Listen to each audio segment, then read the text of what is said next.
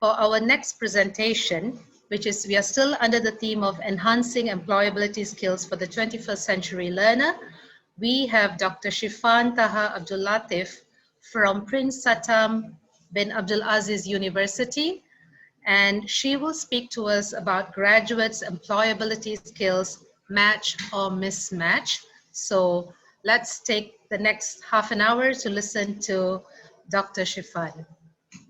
Alaikum, very good morning. Today's topic is graduates' employability skills, match or mismatch. And it's a case study related to the graduates at Prince Satam bin Abdulaziz University, Kingdom of Saudi Arabia. Coming to the introduction now with COVID-19 catching up, there is a lot of, survival of the fittest issues coming up because the job market doesn't seem to be as hot as it was before. And therefore, it has become imperative for the students to hone their employability skills and for the teachers as well to shift from the convergent ways to the divergent ways now. And therefore, today, the end justifies the means. Coming to the study now, the study was conducted with the objectives of identifying the employer skill needs in and across Saudi Arabia. The study is based on literature survey of educational reports, empirical and theoretical research papers, and studies done in Saudi Arabia.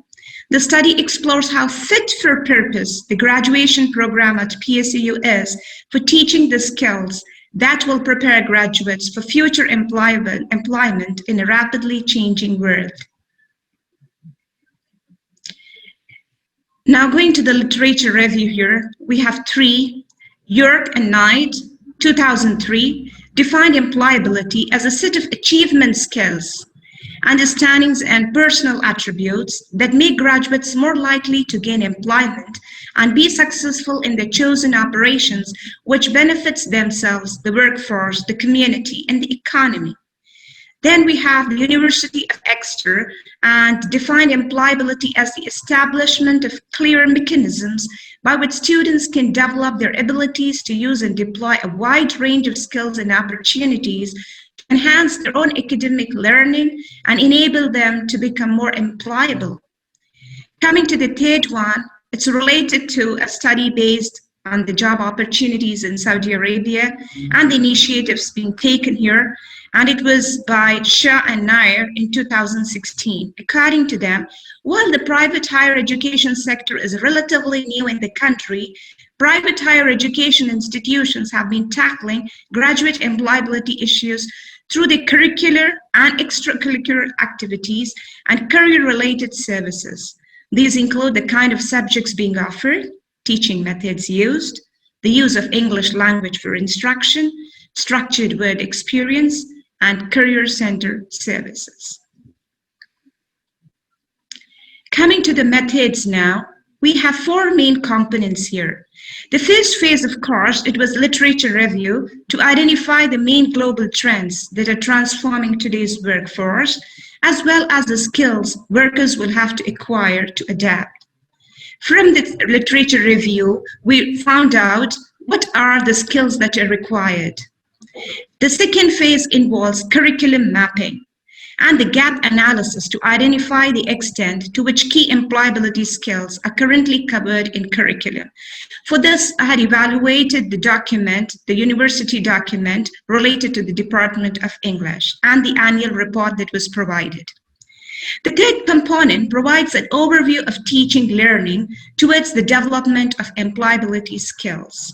For the purpose, we had conducted a kind of questionnaire, was distributed to the students. It was a survey, and it was distributed to the students, and around 60 students had participated because this batch, 2021, it comprises of students around 80 in number. Finally, the last phase identifies skill gaps through the structured interview. So I had interviewed somewhere around 5 students who had passed out, the ex-students of English department, to find out what are the gaps that are existing. Now I have taken up 2 courses which are taught at level 8 just before the students are about to graduate. One is business English course, and the second one is work ethics. Now coming to, and it was evaluated, the business English course, these are the course learning outcomes here, as you can see, and they are divided into knowledge, skills, and values. Now coming to the knowledge here, my observations are that recognize the basic elements that should be written in any business correspondence. Okay, this is one of the outcomes, but when I went through the syllabus, I found that they have focused a lot on letter writing rather than, all types of formal English communications. The second one here is successful secretary, and this is not a very, it doesn't give a very bright picture. It is just, it's a kind of, they're narrowing down the scope here. It's just for a secretary, okay? Whereas I would like to say that there are graduates who take up even leadership posts, positions, higher positions. The third one here, compare different types of business correspondence. We have over here, it's present as one of the learning outcomes, but unfortunately, as I mentioned, that focus is on basically letter writing, different types of letters, letters of complaint, letters of, acquiring commodities, and so on.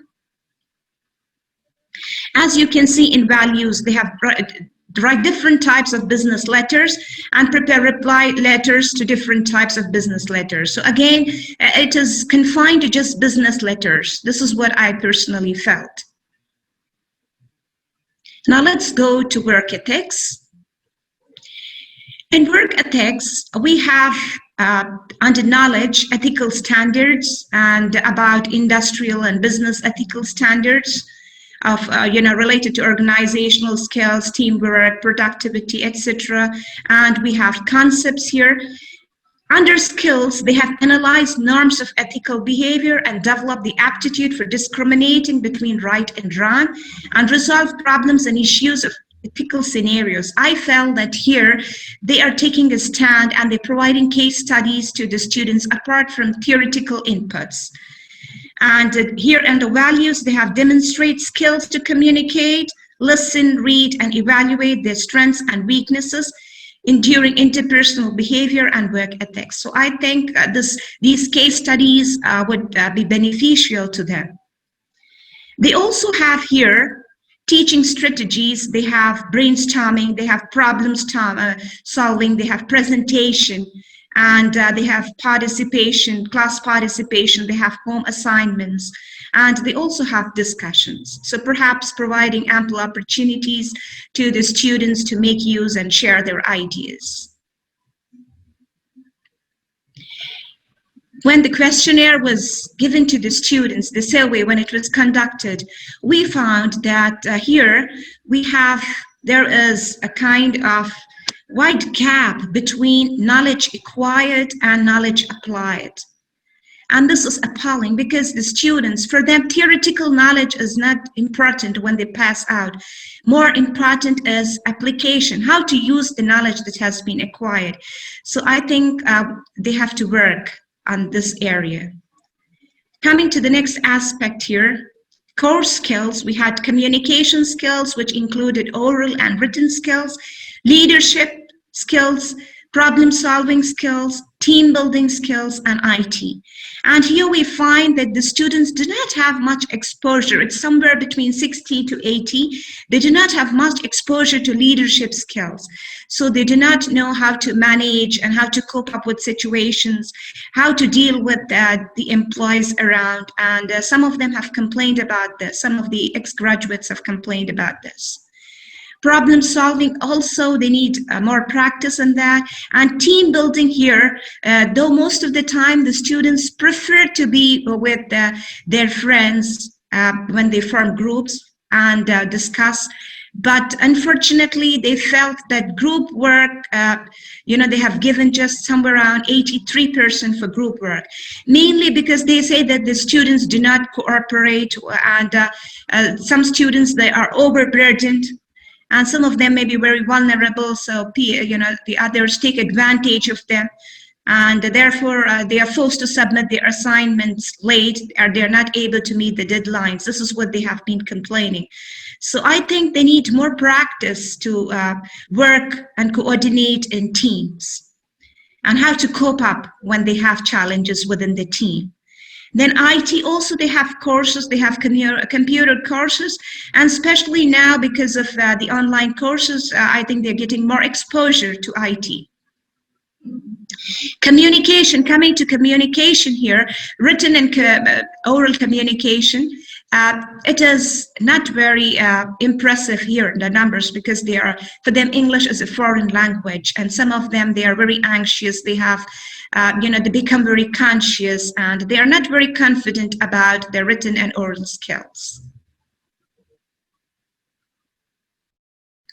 Coming to personal skills here, creativity is somewhere between 80 to 85, and initiative between 90 to 95.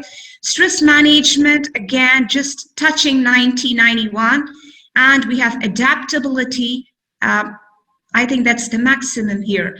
And stress has to be given, our focus has to be on creativity, but because the students say that they do not have ample opportunities to exhibit and to showcase their talent. And the second one is stress management. When we go back to the interviews, we find that the students complained that they were under tremendous stress and they did not know how to cope up with stress. Therefore, they lack stress management skills. Submitting deadlines, submitting reports, having 2 or 3 tests together, dealing with different kinds of students in the classroom. And these are some of the issues that have to be handled by the teachers. And the students said that, maximum was given to adaptability. That means the students are open to change, and they love to, explore and find out. Now, there have been certain initiatives which have been taken by the department to upskill the students. We had a few workshops. One was critical thinking skills. Unfortunately, we had last batch, it had somewhere around, this is for 2019 to 20, there were somewhere around 70 graduates, and out of them, just 36 attended. So this shows that the department is trying best from its side, but then the students are not responding. Crisis management and problem solving, just 28. What after graduation, 22. Marketing skills, 28. Debate skills and language learning, 20. Visit to an industrial city, 23. Art of presentation, 22. How to write an email in a professional manner, 25. How to overcome the difficulties of speaking in English, 75. That means even students from level 7 had joined. Now the numbers here, they're not very impressive, and it shows that students have to be persuaded to attend the workshops, because I find that all the topics are very useful as far as employability skills are concerned. And they would be, benefited from it to a great extent. The second initiative that has been taken is, since we have online classes now, the teachers are making use of the tools to the maximum extent possible. The two most effective tools are, we have discussion boards where the students are encouraged to think out of the box, and we have here we have breakout rooms where the students are divided into groups. But here most of the time the teachers provide them the liberty and the flexibility to mingle and form groups of their choice. That means the teacher gives them the option to randomly mix. Again, the students complain that though they are with their own friends, but still they have some kind of issues related to coordination. Another initiative is field training program, and this is conducted for 35 days, and it is coming to 7 weeks, and here it is for the graduates who pass out. And here actually it is conducted during the semester and also during the summer, and most of the students, they take up the field training during summer. And in order to take the field training during summer, they need to have at least 90 hours. And if they want to trade during the semester, that means they need to clear almost all of their courses. And here they go to different organizations, and the list is provided to them by the university, especially by the Department of English. And they have two types of reports being submitted, one by the internal field supervisor, and the second report is submitted by the organization. And the field supervisor makes regular visits to find out about the performance of the students as such. Now here we find that this term, due to COVID-19, they have Coursera, that means they have online training, and 79% students voted for the appropriateness of the field experience. They feel that, okay, field training is beneficial to them. They get some kind of, it has got to do with experimental learning as such. While 9% disagreed with the effectiveness of this program. Perhaps maybe they are not happy with the organizations they have been sent to, or maybe they have some issues related to adjustment and adapting. 74% students assess that the future after field training experience was bright and safe in the job market. This shows that the students gain confidence and they get an idea about the future jobs, and therefore it is beneficial to the students.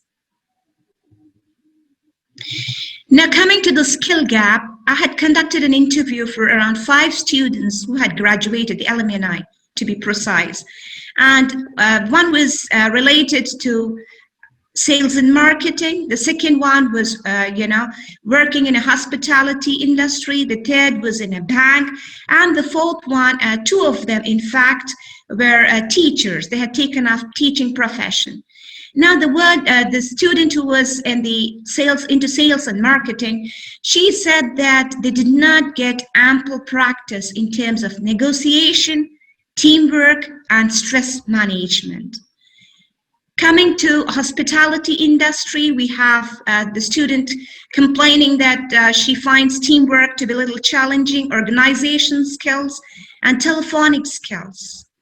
Coming to the banker, the student who is working now in a bank currently, she finds difficulty and she finds it challenging when she's asked to prepare reports, analytical skills, and stress management.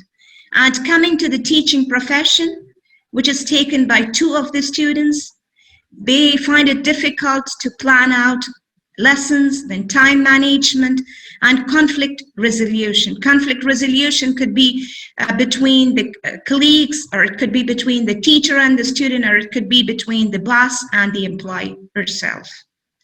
Now, when we go back to the questionnaire, which was distributed to the graduates, now who are going to graduate, they also complained about stress management, and they also said that they do not have a lot of opportunities in terms of leadership skills and coming to creativity, and they also had issues with teamwork. So what I feel is the same issue is being carried even after getting or seeking employment. So therefore, the best time is within the college when the student is about to pass. So right from level 6 or 7, the students have to be given a lot of exposure, and they should be made confident, and they should be taught, in fact, some of the strategies to cope up with these challenges. Now let's try to see whether the initiatives that have been taken, whether the courses that have been designed and related to the employability opportunities outside, whether it's a match or a mismatch, the skills of the graduates. Now, when we talk about match and mismatch, we have to see 3 criteria. The first one is employment demand and the provider supply. Here we talk about what are the requirements of the industries and what is being provided by the university. The second one is learner aspirations and employer demand. Here we should try to see what do the learners want, what do the graduates want, what are they seeking, and what are they providing, what is the employer providing. The third one is provider supply and learner aspirations. Here I'm talking about some of the courses with which the students are not very happy, and they say that some of the courses are not very effective in the long run. So here we have provider supply, that means the courses and the training that's being provided and what the learners are actually expecting. And this one is a kind of survey which shows that the students and the employer and the provider are complementary. They play a very vital role. Now, to sum up, whether it's a match or mismatch, we need to look into the supply versus demand. When we talk about learner, we find that 74% assess bright and safe future in job market. That means 26% of them were not very happy and not very confident. 90% liked program tracks to initiate for future program. So when we talk about the students now, the expectations of the graduates, 74 is a good number, fairly good. And 90% like the program. That means the supplier. So they are quite happy with the supplier. So 90%, it's a good number. Coming to provider, 64% students assessed program as adequate to acquire knowledge and skills, and 46 students deemed enough guidance for their future. Now here when we come to the skills that are being provided, the first one was related to just the courses. Now here it's more specific when we talk about the provider, and here we have just 64% and 46%. And here I would like to go back to the workshops that are being conducted. Here it is 46% of the students, they say that they get enough guidance. But when we go back and try to see the initiatives that are being taken by the department and the university, we find that the students are not contributing towards their own development. They are not very active when it comes to participating in the workshops. When it comes to group work, they want to work with their own friends, and discussion board, most of the time, I'm sorry to say, most of the time they paste. And though it's giving them an opportunity to make use of their analytical skills and creativity, but they believe in copying and pasting, and therefore it's not beneficial at all. So personally, I feel that the university cannot be completely blamed for this. Coming to the employer now, we find that just 26% of the graduates are employed within 6 months. And the percentage is very low here. Around this time, around 15 students have joined the PG course in the English department, and maybe around 15 students, they pursue their higher studies abroad. Now coming to 26% here, it shows that maybe there is a kind of gap between the skills that are provided by the university, by the supplier, and the skills that are expected by the employer. So here there is some kind of disparity between the supply and demand.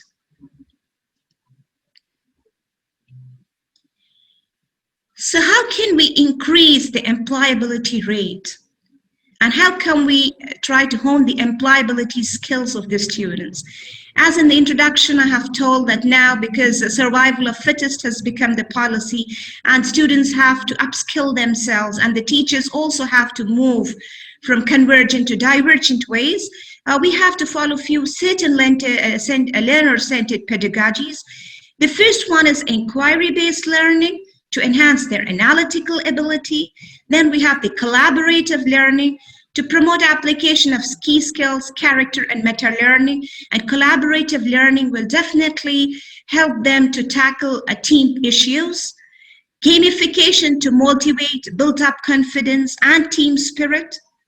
They would learn to compete with each other in a healthy way. Discussion-based learning to develop students' 21st century competencies, the 3 skills, basically. experimental learning to gain first-hand experience through observation, interaction, and discovery. And as I have discussed, the field training is an important part of experimental learning. Therefore, I would like to conclude by saying that facing challenges of the 21st century requires deliberate effort to cultivate the competencies required to respond to the demands of the labor market. Therefore, it is imperative for the universities to identify skill sets and align programs that will best serve the future labor market. In addition, employers' needs and the learner skill enhancement capabilities should be taken into account in formulating future skill assessments. I would also like to say that the employer, the supplier, and the learner, they have to work together. They have to coordinate. They have to cooperate. And therefore, employability skills is an important part of the curriculum. Thank you. Have a good day.